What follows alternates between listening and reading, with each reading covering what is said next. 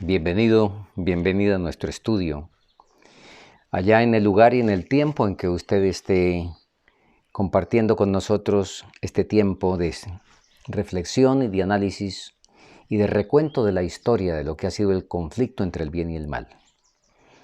En este nuevo capítulo, un capítulo sumamente impactante, necesitamos, como en todos, el poder ser impresionados, no para que tengamos una simple secuencia y recuento histórico, sino para que podamos permitir sacar las lecciones apropiadas en nuestra vida práctica. Vamos, por lo tanto, a orar como debemos hacerlo siempre al estudiar con propósitos de salvación la palabra del Señor.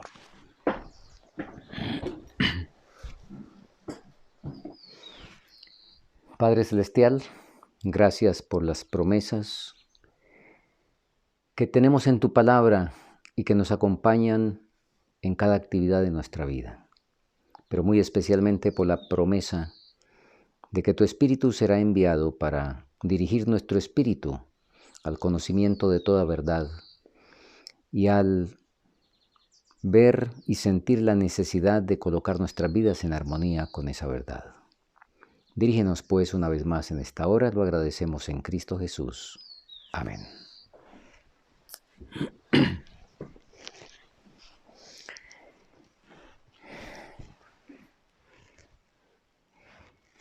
Abrimos nuestras Biblias en el Salmo capítulo 14 y leemos el versículo 1.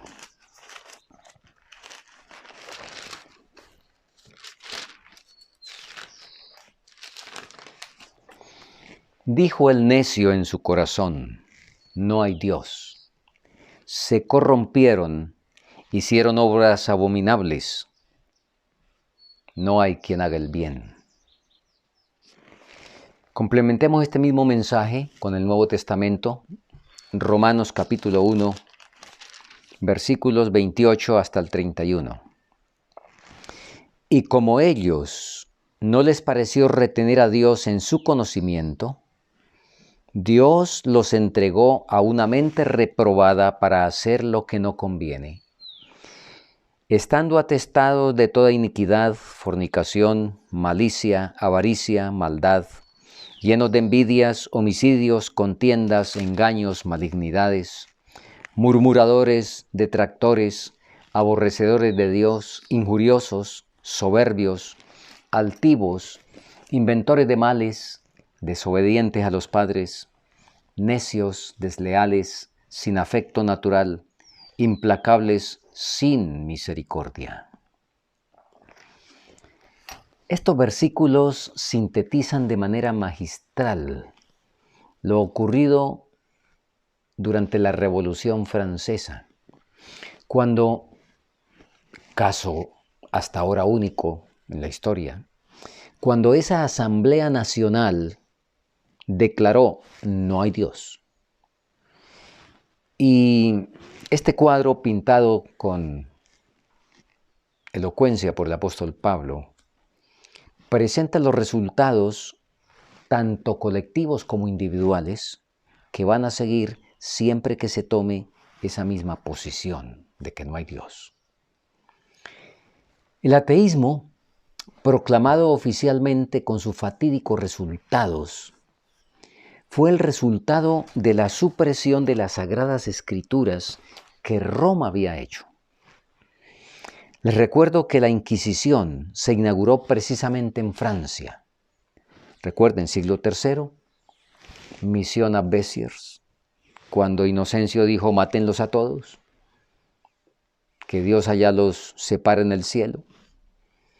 En esa ocasión, hubo un decreto conocido como el Decreto de Tolosa, en 1229. Y ahí encontramos lo siguiente. Ese decreto instituía el espantoso tribunal de la Inquisición contra todos los lectores de la Biblia en lenguaje vulgar. Era un decreto de fuego, sangre y asolamiento. disponía que se destruyesen las casas y hasta los más humildes escondrijos, y aun los retiros subterráneos de los que fueren convictos de poseer las Escrituras, y esa misma severidad se aplicara a sus encubridores. Estos decretos fueron seguidos durante 500 años de suplicios sin cuento, en la que la sangre de los mártires corrió como agua. Es una crónica escrita por el historiador Lorimer en el libro Notas históricas del protestantismo en Francia, capítulo 8. Ahora, la profecía había previsto esto. Y vamos a entrar ahora a un estudio ya concretamente profético. Vamos a ir a Apocalipsis, el capítulo 11, y a partir de el primer versículo podemos leer para tomar todo el contexto. Apocalipsis capítulo 11. Y empezando con el primer versículo y podemos avanzar hasta el versículo 12. Leemos lo siguiente. Me fue dada una caña semejante a una vara, y el ángel se puso en pie diciendo, levántate y mide el templo de Dios y el altar y a los que adoran en él. Pero el patio que está fuera del templo, déjalo aparte y no lo midas, porque es dado a los gentiles, y ellos hollarán la ciudad santa 42 meses. Y daré potestad a mis 2 testigos, y ellos profetizarán por 1260 días vestidos de cilicio. Estos son los 2 olivos y los 2 candeleros que están en pie delante del Dios de la tierra. Y si alguno quisiere dañarles, sale fuego de la boca de ellos y devora a sus enemigos. Y si alguno quisiere hacerles daño, debe de ser muerto de la misma manera. Estos tienen potestad de cerrar el cielo, para que no llueva en los días de su profecía, y tienen potestad sobre las aguas para tornarlas en sangre, y para herir la tierra con toda plaga cuantas veces quisieren. Y cuando ellos hubieren acabado su testimonio, la bestia que sube del abismo hará guerra contra ellos, y los vencerá y los matará. Y sus cadáveres yacerán en la plaza de la gran ciudad, que espiritualmente es llamada Sodoma y Egipto, donde también nuestro Señor fue crucificado. Y los de los pueblos y tribus y lenguas y naciones verán los cadáveres de ellos por 3 días y medio, y no permitirán que sus cadáveres sean puestos en sepulcros. Y los moradores de la tierra se regocijarán sobre ellos, y se alegrarán, y se enviarán dones unos a otros, porque estos 2 profetas han atormentado a los que moran sobre la tierra. Y después de 3 días y medio el espíritu de vida enviado de Dios entró en ellos, se alzaron sobre sus pies, y vino gran temor sobre todos los que los vieron. Y oyeron una gran voz del cielo que les decía, subid acá. Y subieron al cielo en una nube, y sus enemigos los vieron. Vamos a tratar de ir paso a paso en esta profecía, porque nuestro capítulo la desarrolla. En primer lugar, nos dice que lo que acá se presenta, los eventos ocurridos en este capítulo, ocurrieron en el patio. En el patio. Versículo 2. Pero el patio que está fuera del templo, déjalo aparte. En el templo de Herodes, que Juan, el que escribió el Apocalipsis, lo conocía muy bien, por supuesto, había un patio interior compuesto por el patio de las mujeres, el patio o el atrio de Israel y el atrio de los sacerdotes. Más allá había un gran patio exterior y había una pared intermedia de separación. De hecho, cuando Pablo habla de la pared de separación allá en Efesios 2:14, se está refiriendo a esto. Entonces, una pared que separaba el atrio interior del atrio exterior. Y no se permitía que ningún gentil traspasara esa barrera.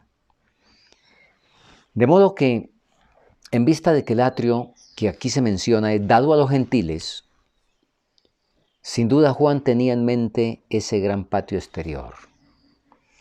Ese patio ha sido considerado proféticamente como símbolo de esta tierra, en contraste con el templo de Dios en el cielo, del versículo 1. Muy bien. Ahora, se le dijo que no lo midiera, que no midiera el patio. Juan no debe medir a los adoradores de Dios, porque esos tienen derecho de entrar más allá de la barrera, donde solo podían entrar los israelitas, por supuesto. Entonces, los que trazasen ese límite son los únicos que pueden esperar ser librados de los castigos finales que caerán finalmente sobre la tierra, los que puedan entrar allá adentro de ese patio. Bien, ahora aquí nos dice que fue entregado a los gentiles, igual que sucedía en el templo de Jerusalén. Puede entenderse que gentiles, en el caso ya espiritual, se aplica a todos los que no son verdaderos adoradores de Dios y que no se han declarado de que pretenden, o mejor dicho, que pertenecen al Israel de Dios. Nuestro versículo 2 también nos dice que se actuaría durante un tiempo de 42 meses. Y el versículo 3 nos dice 1260 días, exactamente el mismo periodo. 42 meses por 30 días del mes son 1260 días. El mismo periodo exactamente se está refiriendo en los dos versículos. Como evento nos dice, hollarían la ciudad santa. Hollar la ciudad santa. ¿Eso qué es? Bueno, no olviden, Daniel y Apocalipsis se complementan, deben ser estudiados juntos. En Daniel 7:23, nosotros encontramos a una cuarta bestia que hollaba con sus pies. Y luego en el mismo capítulo 7 y el versículo 25, nos dice que esa bestia hablaría palabras contra el Altísimo, contra los santos del Altísimo que levantaría, pensaría en mudar los tiempos y la ley y serían entregados en su mano. Y nos da otra expresión que es el mismo tiempo. Tiempo, 1 año. Tiempos, 2 años. Y medio tiempo, medio año. Sumando otra vez 1260 días proféticos o años literales. Así es que habría un hollamiento de la ciudad santa. Ustedes recuerdan que durante todo ese tiempo y cuando surgió el protestantismo, y en fin, antes de que surgiera el llamado protestantismo, los que seguían la palabra del Señor eran considerados como, personas fuera de la ley en todo sentido. Se les ponía precio a sus cabezas, eran perseguidos como fieras. Cuando se atrevían, nos dice nuestro estudio allá en Francia, cuando se atrevían a reunirse en las laderas de las montañas, eran cazados, llevados a las galeras, torturados, matados en el lugar donde los encontraran haciendo culto, etc. Y a los más refinados se los encadenaba y se los torturaba cruelmente. Ahora, encontramos una historia, no sé cómo calificarla, tétrica, espantosa. El registro de la masacre de San Bartolomé. Nuestro estudio nos dice que fue el más inicuo que se registra en el lóbrego catálogo de los crímenes, el más horrible de todos los actos diabólicos, de aquella sucesión de siglos espantosos, la más vil y alevosa que se haya registrado. 24 de agosto de 1572 fueron esa noche, en medio de la traición, del engaño, fueron asesinados entre 20,000 y 50,000 personas esa sola noche. Pero 70,000 en los 2 meses que siguieron. 70,000 personas de la flor y nata de la nación. Y encontramos un registro sencillamente que causa, no sé cómo describirlo, pero ustedes leyeron que cuando llegó la noticia a Roma, Gregorio XIII hizo toda una procesión de agradecimiento por esa noticia. Y el mensajero que llevó la noticia fue premiado con una gran cantidad de dinero por haber dado esa noticia. Qué parecido, qué espíritu es de las tinieblas. No en vano la sierva del Señor nos dice también en primeros escritos que Satanás, cuando se asegura una persona, cuando se asegura una presa, emite una carcajada horripilante, además de una mueca horrible de satisfacción. Bien, durante todo ese tiempo, la profecía nos decía que los dos testigos estarían vestidos de cilicio o de saco. Y debemos examinar quiénes son los dos testigos. La Biblia es su propio intérprete. Por eso vamos a Zacarías, el capítulo 4.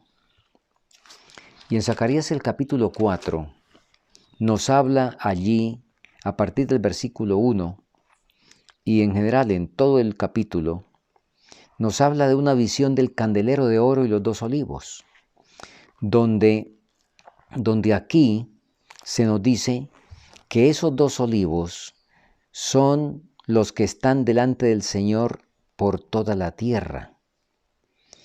Y así como las ramas de los olivos dan aceite para las lámparas del santuario, según los versículos 2 y 12, entonces también de estos que están delante del trono de Dios se imparte el Espíritu a los hombres. Candelero y olivos. ¿Para qué es un candelero? Es un objeto que porta luz, donde se coloca algo para dar luz, ¿verdad? ¿Cuál es la luz? ¿Cuál es la luz que nosotros tenemos y que Dios ha tenido a bien darnos? Salmo 119, 105. Lámpara es a mis pies tu palabra y lumbrera a mi camino. Ahí tenemos entonces la luz. Por eso es que es unánime la interpretación de este pasaje para decir que los dos testigos son el Antiguo y el Nuevo Testamentos, que obviamente estaban vestidos de saco, estaban en la oscuridad, estaban bajo persecución, estaban bajo proscripción, vestidos de saco. Ahora, nuestra profecía nos dice, después de mencionar las características de esos testigos que tienen poder de cerrar el cielo, etc. ¿Por qué? Bueno, la palabra de Dios. ¿De qué no tiene poder la palabra de Dios? Eso es lo que viene diciendo. Pero luego, dentro de este desarrollo entre el conflicto entre el bien y el mal, entonces, en el versículo 7, nos dice que cuando esos testigos hayan cumplido su función del momento, la bestia que sube del abismo hará guerra contra ellos, los vencerá y los matará. Nótese, hasta ahí estaban profetizando vestidos de cilicio, pero ahora sube una bestia del abismo y esa bestia los mata. ¿Cuál fue esa bestia? ¿Cuál fue esa bestia? Recuerden, los dos testigos son el Antiguo y el Nuevo Testamento, la palabra de Dios. Empezamos leyendo un texto donde dice, dijo el necio en su corazón, no hay Dios. ¿Quién es el que ha matado más la palabra del Señor a través de la historia? ¿Qué tipo de filosofía? ¿Qué tipo de poder? Con una filosofía en mente. Bueno, nosotros encontramos, nos da una pista, por así decirlo, el versículo 8, donde nos habla de una gran ciudad que espiritualmente es llamada Sodoma y Egipto. Aquí hay una clave, Sodoma y Egipto. Egipto en la Biblia es un sinónimo del poder que desconoce a Dios. Babilonia es el poder que se opone a Dios. Adulterando lo de Dios, con mentiras, con error. Pero Egipto se opone a Dios sencillamente desconociéndolo, no torciendo doctrinas ni cosas, sino diciendo no hay Dios. Nosotros encontramos el origen de ese Egipto allá justamente en el libro de Éxodo, en el capítulo 5, cuando Moisés, por mandato de Dios, se presentó ante Faraón y le pidió que dejara ir a su pueblo para servirle en el desierto con tremenda arrogancia, con impresionante soberbia. Faraón responde lo siguiente: ¿quién es Jehová para que yo oiga su voz y deje ir a Israel? Yo no conozco a Jehová, ni tampoco dejaré ir a Israel. Así es de que esta es la bestia que ahora sube del abismo. Esa bestia no es otra que entonces el poder ateo de Francia, ¿sí? Como nuestro estudio nos dejó entrever. Y es muy interesante que en ningún otro país se desarrolló tanto el espíritu de enemistad contra Cristo, contra su palabra. En ningún otro país halló la verdad tan acerba y cruel oposición como en este país que representa y representó en su momento la bestia que sube del abismo. Esa bestia, como estamos diciendo, del ateísmo, pues tuvo su encarnación básica con la Revolución Francesa. Revolución que duró del 5 de mayo de 1789 al 9 de noviembre de 1799. Y los antecedentes filosóficos inmediatos, ustedes los conocen, fueron los famosos enciclopedistas: Denis Diderot, Jean d'Alembert, Juan Jacobo Rousseau, Jacques Voltaire, Montesquieu. Esa gente que exaltó fue la razón y cuyas obras pretendieron catalogar o compilar el conocimiento humano a través de la razón. Ahora, Roma había preparado esa bestia. Por negarle al pueblo la Biblia, la verdad, por la tiranía, por el abuso, por el poder desmedido que ejercía, por haberse aliado en concubinato con los reyes y los gobernantes de la tierra, a quienes mantenía, y ellos mantenían conjuntamente una élite títere con todos los privilegios para poder gobernar. Decidían, y los que estaban realmente disfrutando totalmente eran los reyes, los nobles, los jesuitas, y nuestro estudio nos habla de 150,000 en medio de una población de 26 millones de personas, que era la mayor población de Europa de su tiempo. Entonces se cumplía ya perfectamente lo que el deseo de toda la gente nos dice de las características de los reinos del mundo, y muy especialmente de los reinos más corrompidos, que siempre han sido los que dicen no hay Dios, a través de toda la historia. Lo más corrompido, lo peor que se puede encontrar es donde se dice no hay Dios. Allá donde se dice que hay Dios, si bien también hay terrible corrupción, sin embargo algo parece que se atenúa el asunto comparado con estos otros. De modo que 150,000 disfrutaban, y como nos dice el deseo de todas las gentes en la página 504, en los reinos del mundo, las clases superiores y los reyes debían decidir, gozar y gobernar. Y las clases inferiores les correspondía obedecer y servir. Sin embargo, Cristo estaba estableciendo un reino sobre principios diferentes. Porque, y nos dice esa inspiración, esos mismos principios se aplicaban exactamente en la religión. Lo mismo. Religión o política, igual. Cuando se está desprovisto de la realidad de la vivencia de Dios en el corazón. Entonces, tanto la religión como la política, las clases superiores, los que están al frente, deciden, gobiernan y gozan. Y los que están debajo obedecen y sirven. Pues gracias al cielo porque Cristo vino a instituir un reino sobre principios diferentes. Y Él dijo, mi reino no es de este mundo, ni es de este mundo, y mucho menos como los de este mundo. Muy bien, así es de que eso fue lo que pasó entonces en Francia. Ahora, ustedes recuerdan que con las persecuciones previas habían huido los hugonotes, los albingenses. La clase que buscaba más al Señor siempre era la clase selecta de las naciones.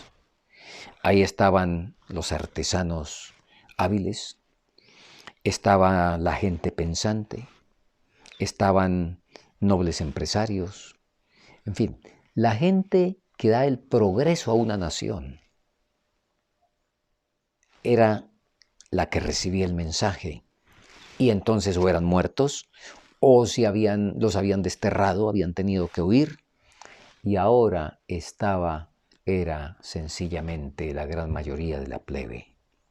De hecho, la historia nos documenta que de los 600.000 habitantes que por entonces poseía París, 200.000 eran pordioseros que dependían de los auxilios de las boronas que le tiraban los reyes.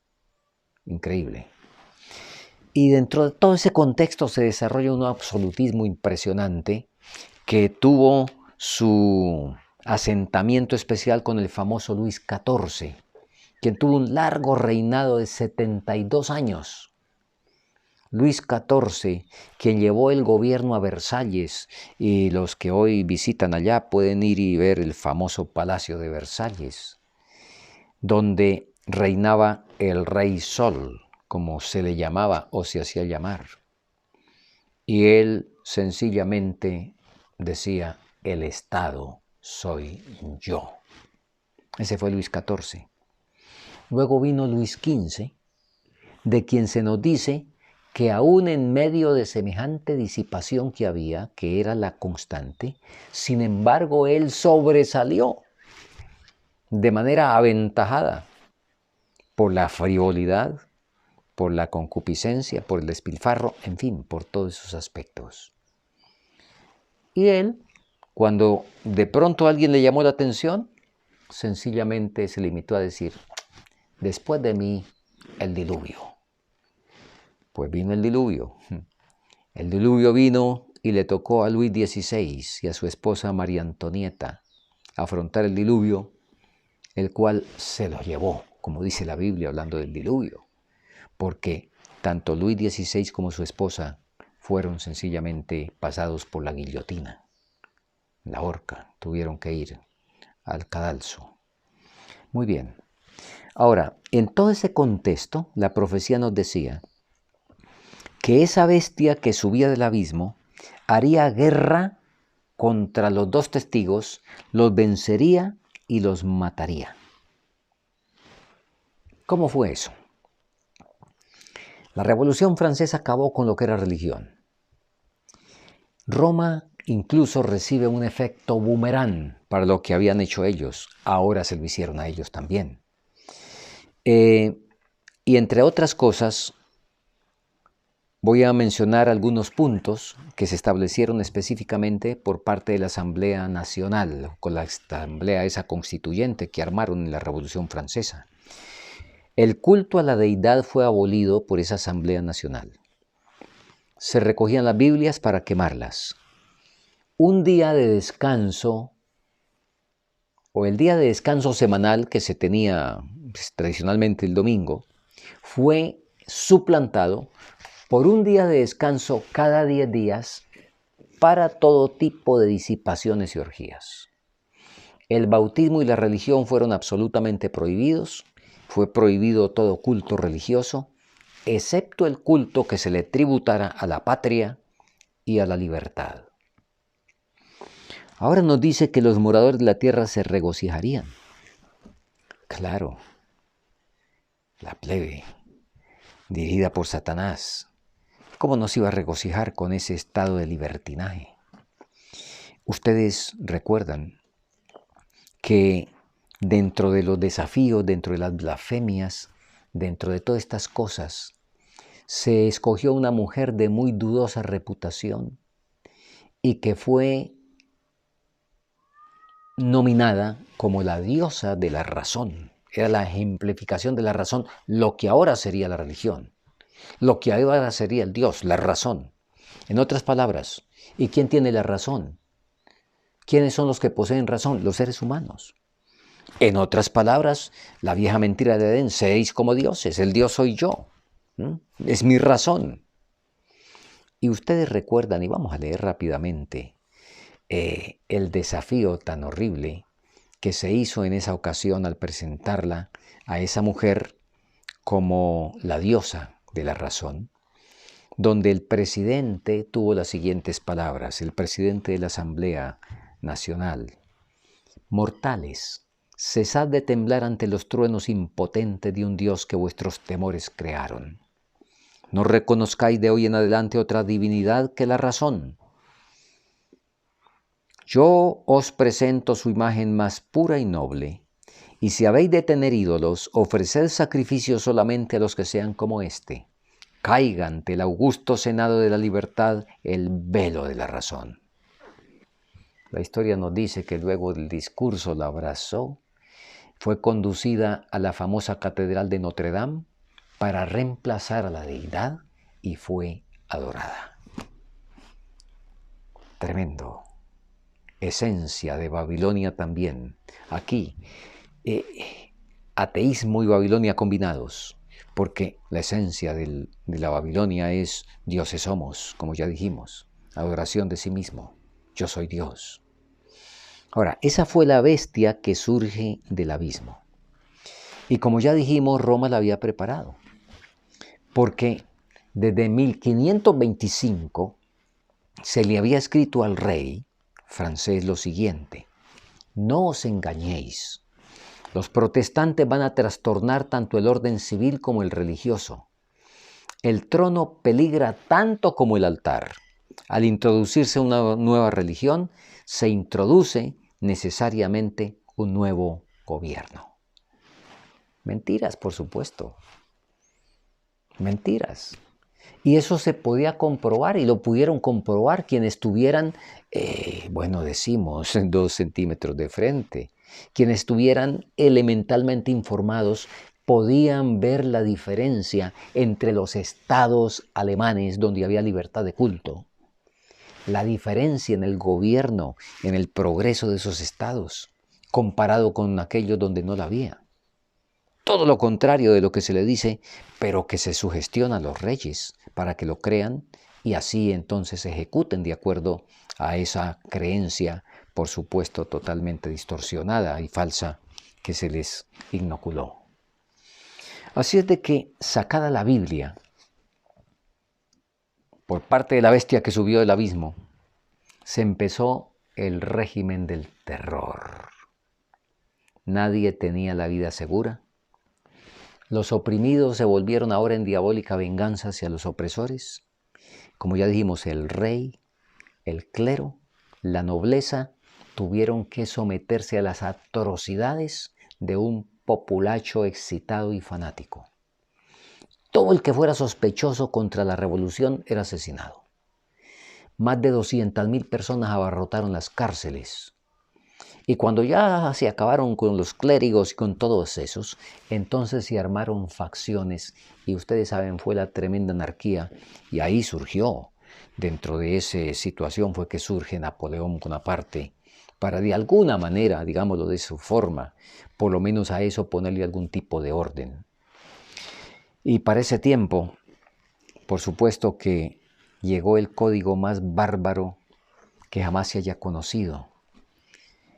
Y es que llegó el día en que no se podía saludar a los vecinos, a nadie se le permitía que hiciera oración, los espías acechaban en cada esquina, la guillotina no cesaba su tarea día y noche, todos los días carros repletos llegaban a la guillotina, grandes bandadas de cuervos devorando los cuerpos a la ribera del río Loira. Terrible situación. Sacar a Dios de la memoria. no deja absolutamente nada bueno. Ahora nuestro relato nos dice que después de 3 días y medio, versículos 11, después de 3 días y medio, el espíritu de vida enviado de Dios entró en ellos.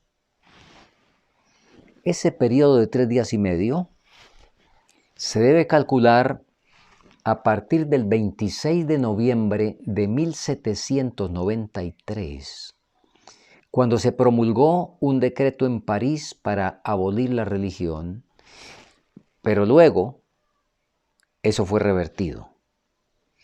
Eso fue revertido el 17 de junio de 1797, cuando, según se afirma, el gobierno francés tuvo que quitar las restricciones impuestas a la práctica de la religión. O sea, llegó a tal punto el caos, la anarquía, que pues se dieron cuenta que en algo había que subvencionar el asunto, o digo mejor, solucionarlo. Y lo que hicieron fue que restituyeron la religión, o sea, se quitó las restricciones para que el que quisiera pudiera otra vez empezar a tener la religión que quisiera. Eso fue el 17 de junio de 1797. La fecha anterior que vimos del 26 de noviembre a esta otra fecha da los 3 años y medio que la profecía había preconizado. Y luego de eso nos dice que los testigos subieron al cielo. ¿Qué quiere decir eso? Tremenda difusión de las escrituras que hubo después de eso. La Sociedad Bíblica Británica se establece en 1804. La Sociedad Bíblica Americana en 1816. Y empiezan a aparecer a partir de ahí impresiones de la Biblia por todos los lugares y por millones. Aquí dice que oyeron una voz del cielo que decía, subid acá, y subieron al cielo. Bueno, eso nos hace recordar el capítulo 14, donde dice, vi otro ángel volar por en medio del cielo. ¿Qué quiere decir eso? De tal manera que los habitantes de la tierra todos puedan escuchar, porque se habla a gran voz, desde el cielo se puede ver la tremenda difusión de las escrituras. Es lo que significa esto de que esos testigos les entró el espíritu de vida enviado de Dios y subieron al cielo en una nube, sus enemigos los vieron. Todos tuvieron que aceptar, hasta Voltaire. Hasta Voltaire, que dijo que 12 hombres habían establecido el evangelio, pero que él solo iba a terminarlo. Nosotros sabemos en qué terminó Voltaire y cuánto se ha cumplido esa predicción similar a la de Faraón. ¿Quién es Jehová para que yo oiga su voz? Bien, hermanos, hasta aquí nuestro estudio. Qué terribles resultados se cosechan cuando no se permite que el Señor realmente actúe en la vida. Y sobre todo cuando se levanta la mano en lo que los hebreos llaman mano alzada, con soberbia. Cuando se desconoce a Dios de una manera arrogante. A Dios se desconoce de muchas maneras, pero hay diferentes grados de desconocimiento. Y aunque las consecuencias en la salvación finalmente son las mismas, sin embargo, en el escándalo de los resultados las cosas son distintas. Depende el grado de animosidad y de desconocimiento de Dios que se haya hecho.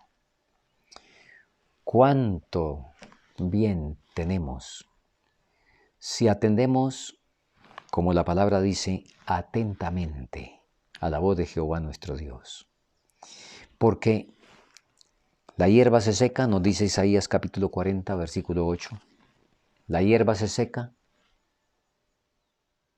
la flor también pasa, pero la palabra de Dios permanece para siempre. La pregunta que debemos hacernos es, ¿cómo está mi vida en armonía con esa palabra? tengo esa palabra.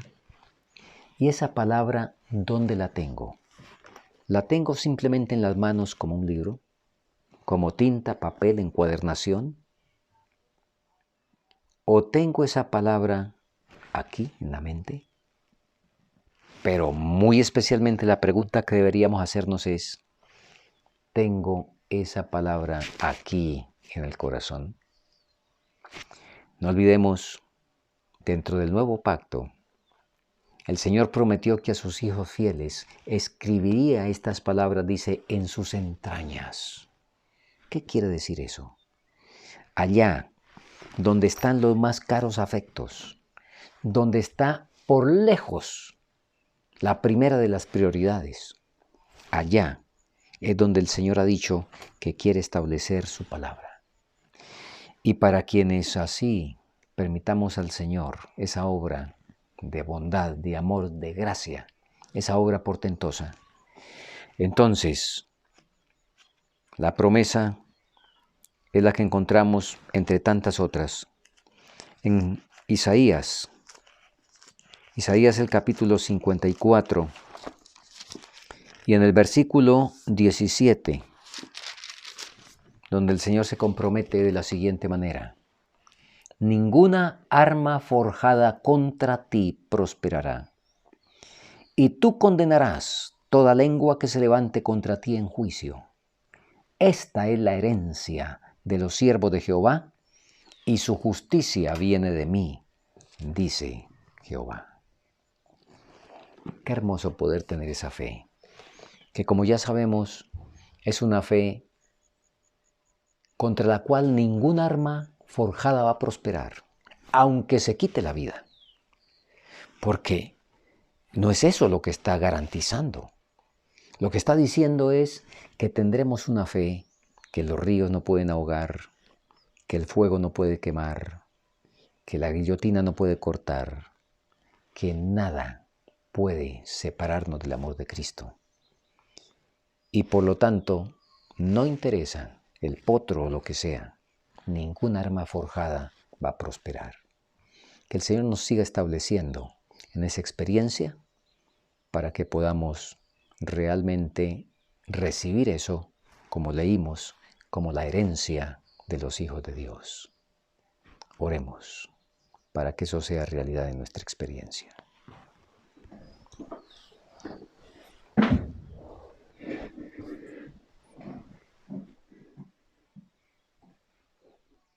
Dios y Padre, agradecemos porque tu palabra permanece entre tanto que todo lo demás pasa. Oh Señor, que esa palabra que permanece en los cielos pueda permanecer también en nuestros corazones ahora y siempre, y pueda ser realmente implantada en nuestras entrañas. Lo agradecemos en nombre de Cristo Jesús nuestro Salvador. Amén. Amén.